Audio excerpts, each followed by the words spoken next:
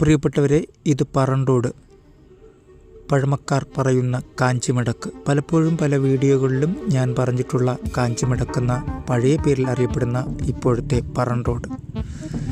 പറണ്ടോടും വളരെ പഴക്കമുള്ള ഒരു പേരാണ്. പെട്ടെന്ന് തന്നെ വികസനം ഉണ്ടായ ഒരു ഗ്രാമീണ പ്രദേശമാണ് പറണ്ടോട്.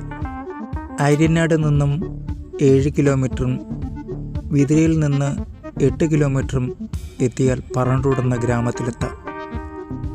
ഇവിടെ പ്രകൃതിസുന്ദരമായ മലനിരകളാൽ ചുറ്റപ്പെട്ട പ്രദേശമാണ് പറണ്ടോട്. നെയ്യാറ്റിൻകരയിൽ നിന്നും ഇക്കോ ടൂറിസം മേഖലയായ പൊന്മുടിയും അതുപോലെ തന്നെ ഡാം സൈറ്റായ പേപ്പാറയിലുമൊക്കെ പോകുന്നതിന് പറണ്ടോട് വന്ന് തന്നെയാണ് പോകേണ്ടത്.